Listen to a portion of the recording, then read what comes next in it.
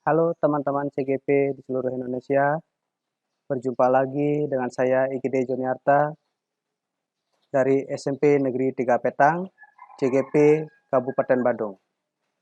Kali ini saya ingin menyampaikan pengalaman saya dalam mengajar siswa SMP kelas 9. Baiklah, video kali ini akan menampilkan hasil pembelajaran saya dengan menggunakan pembelajaran berdiferensiasi bermuatan pembelajaran berkesadaran penuh. Baiklah teman-teman, untuk menyingkat waktu, mari kita saksikan videonya bersama.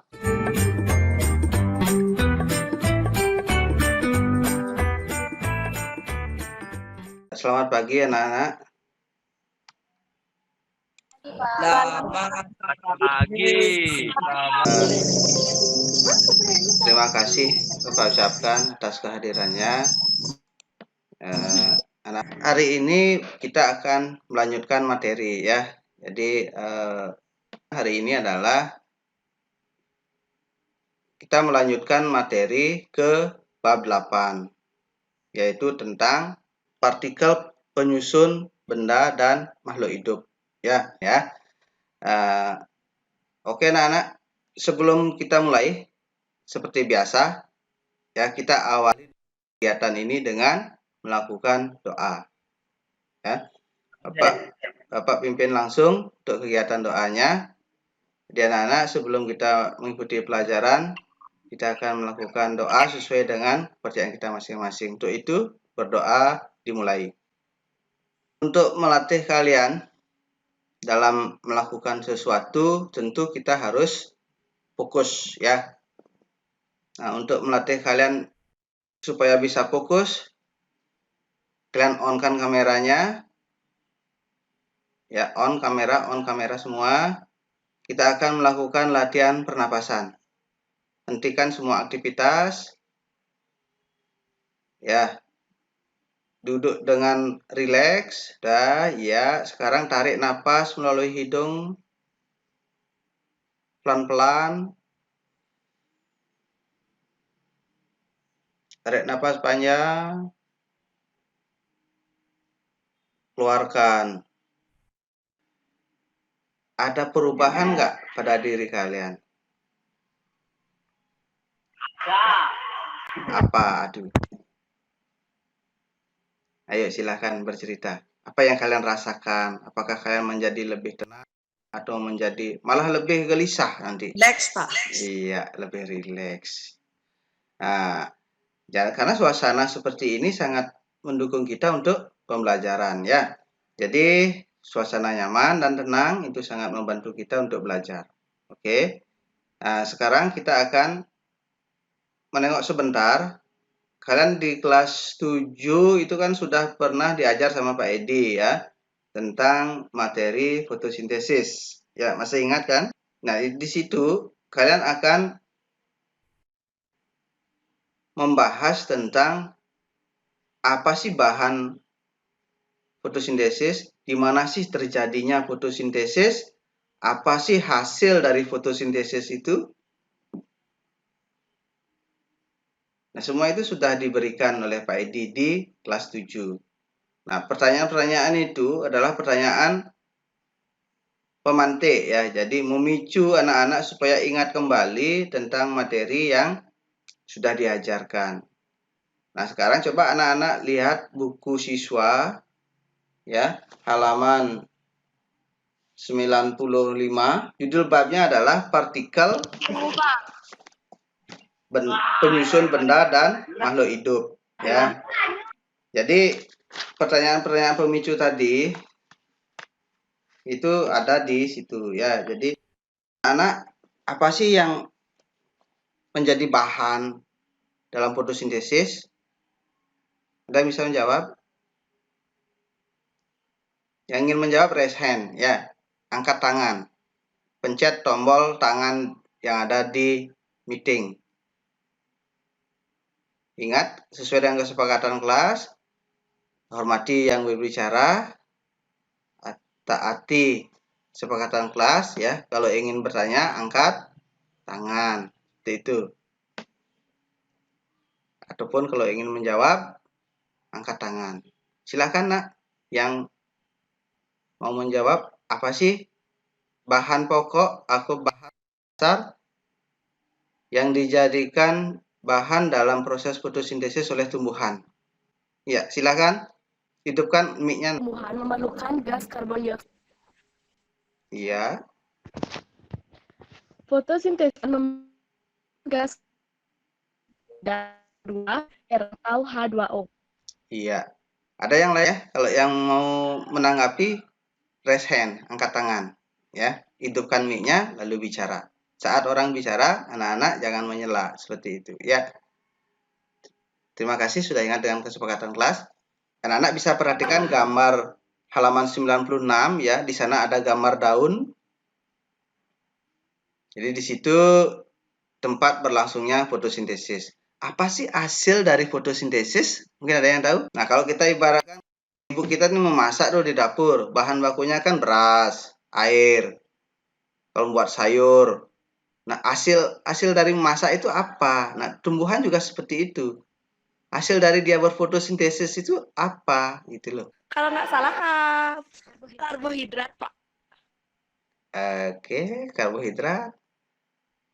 Nah, hasil dari reaksi kimia itulah berupa karbohidrat, oksigen, dan energi. Ya, jadi apa yang kalian lakukan tadi, coba tulis di kolom chat ya. Di kolom chat, silahkan tulis di kolom chat hasil dari proses fotosintesis dan bahan baku dari proses fotosintesis itu. Silahkan tulis di kolom chat. Setiap orang nulisnya ya. Linda sudah, hasilnya glukosa, oksigen, energi. Yanti, zat yang diperlukan dari antara air, garam mineral, dan terima kasih Sukmawati. Nah, jadi kalian sudah tahu kompos. Nah, bagaimana proses pembentukan kompos? Hampir sama tadi dengan proses fotosintesis ya. Jadi di dalamnya ada proses reaksi ya, reaksi kimia. Nah, bahan bakunya apakah hanya daunan? Tentu tidak kan? Tadi Sukma mengatakan ada dari kotoran hewan, ada dari ranting, kemudian ada dari jerami gitu kan. Artinya tidak mesti harus dari daun saja. Itu. Nah, kegiatan kita berikutnya adalah untuk menyelidiki, mengidentifikasi perbedaan zat di dalam dan makhluk hidup secara sederhana. Ya. Silakan anak-anak lihat halaman 100 di buku siswa. Ketemu? Ketemu, Pak. Iya. Silakan tuh kan ada bulu itu. Dan tulis hasil pengamatan kalian di tabel halaman 101. Jadi, nah, silakan dicoba anak. Yang bawa bahan on kamera. Oke, on kan kameranya. Bapak ingin lihat aktivitas anak-anak berempat tidak apa-apa, yang penting bisa belajar. Nanti kalau berempat itu bagi tugas, saling menghormati ya. Siapa yang bertugas untuk megang bahan, kemudian siapa yang tugas untuk mencatat, siapa yang tugas untuk Pak, punya saya, Pak. ya, oi, sudah dibakar. Mikrofon matikan. Apa tuh, Pak? Ya, ini dia ya hari ini partikel penyusun benda dan makhluk hidup. Jadi kita anak-anak sudah berbicara tentang ini tadi. Ya, ini gambar dari daun ya. Kemudian di dalam daun itu ada sel yang mengandung zat warna hijau daun yang disebut dengan kloroplas atau klorofil ya. Disinilah berlangsung tempat proses fotosintesis. Jadi apa yang dipakai dalam proses fotosintesis itu adalah bahan baku yang dipakai dalam proses fotosintesis ataupun benda-benda yang kalian bawa tadi pada dasarnya memiliki susunan partikel yang berbeda, tetapi penyusunnya kira-kira sama. Jadi, glukosa yang menyusun amilum itu terdiri atas karbon. Nah, ini ya. Karbon. Kemudian di sini pada pensil, pada kayu juga. Ini kalau pada kentang. Kemudian ini pada kayu. Ikatannya kecil yang disebut dengan atom. Ini atom, ini atom. Atom C jumlahnya 1. Jumlahnya 2. Ini atom H jumlahnya 2. Atom O 1. Nah, kemudian ini pada glukosa.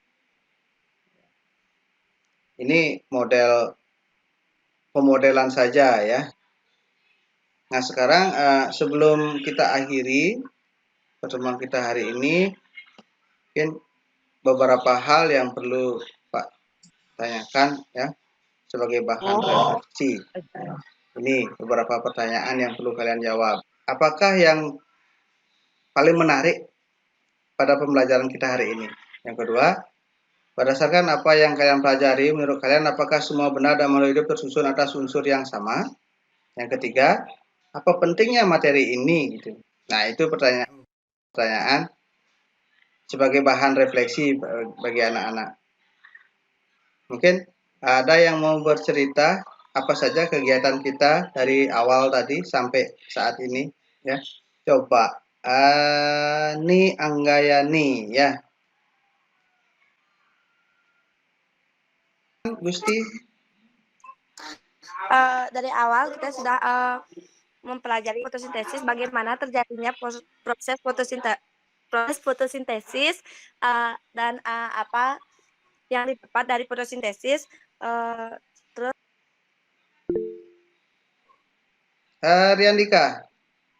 Saya Pak, Ya. tambahkan sedikit Pak ya. Ya. Tadi kita melakukan praktek mengidentifikasi perbedaan zat dalam benda dan makhluk hidup secara sederhana dengan melakukan pembakaran terhadap bulu ayam dan bahan lainnya. Setelah itu juga membahas perbedaan struktur senyawa antara kentang dan kayu, Pak. Ya, mantap ya, bagus. Tambahkan lagi mungkin, Linda. Nyusun dari setiap makhluk hidup itu sama kan itu tadi ya? Tidak sih kayak penyusun. Berarti penting nggak materi ini? penting. Nah, kalau penting, apakah kalian ingin tertinggal? Dengan nah, seperti itu. Nanti kalian harus lebih giat belajar lagi ya. Oke? Ya. Mantap untuk kita yang sudah banyak berkolaborasi dengan baik, kemudian berdiskusi dengan baik. Hari ini luar biasa pertemuan kita hari ini. Semoga oke.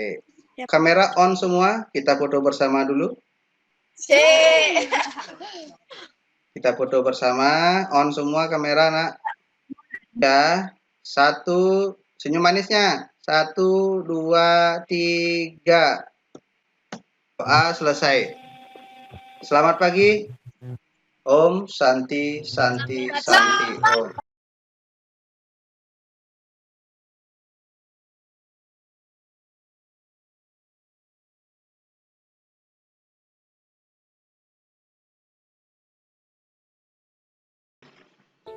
Selamat berjumpa kembali sahabat guru penggerak semuanya yang berada di seluruh Nusantara. Tadi teman-teman sudah menyaksikan video pembelajaran yang saya lakukan. Nah, berikut pada sesi kali ini saya akan menyampaikan beberapa hal terkait dengan aksi nyata modul 2.1 dan modul 2.2, yaitu tentang pembelajaran berdiferensiasi dan pembelajaran sosial emosional. Kali ini saya ingin menyampaikan perasaan, pembelajaran, dan rencana perbaikan ke depan terkait dengan pembelajaran sosial emosional ini. Nah, mengenai perasaan teman-teman, satu hal yang saya rasakan pertama kali ketika membaca modul ini, apakah saya bisa menyusun suatu rencana dalam pembelajaran sosial emosional. Di situ ada keraguan, ada rasa pesimis yang saya rasakan.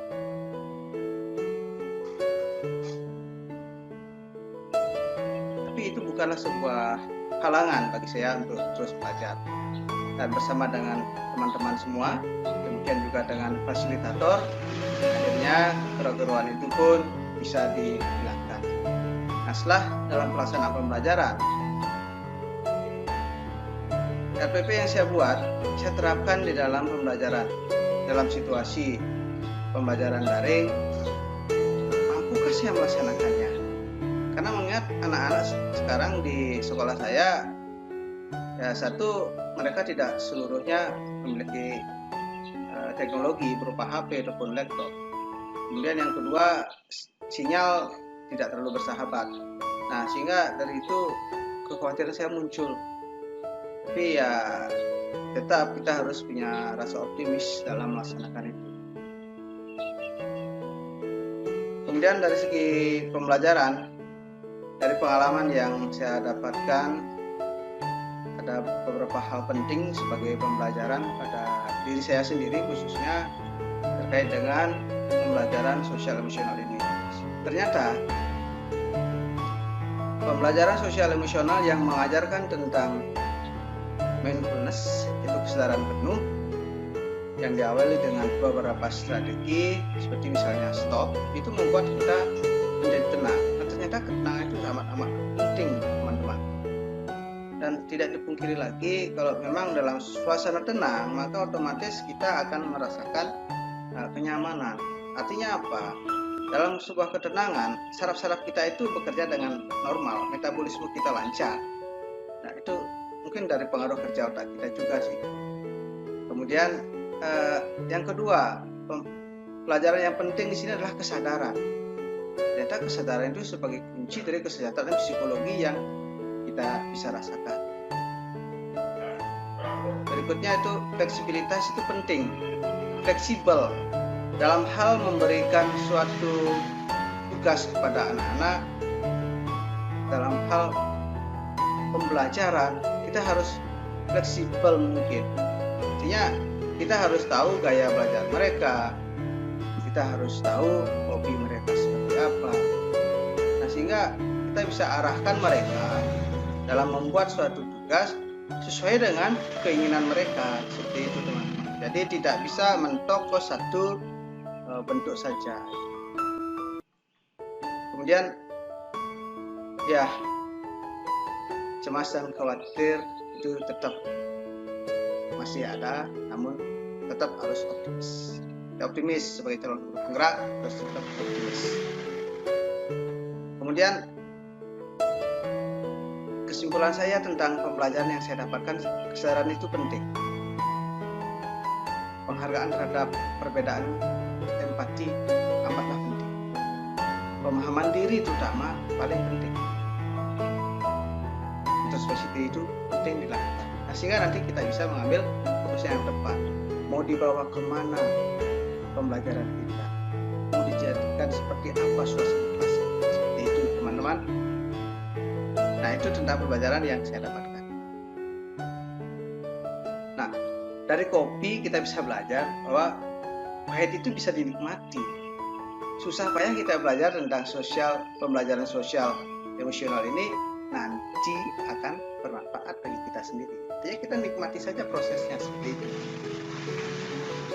Kemudian perbaikan ke depan yang saya ingin lakukan, terutama dalam hal pembelajaran kesadaran sosial emosional ini, satu, kita harus sadar diri dulu, kemudian mampu mengelola diri sendiri, baru kita bisa mengelola orang lain. Dari kita, baru untuk siswa, baru untuk kesejahteraan menjadi apa. Demikian teman-teman, kurang lebih saya mohon maaf. Terima kasih. Om Santi.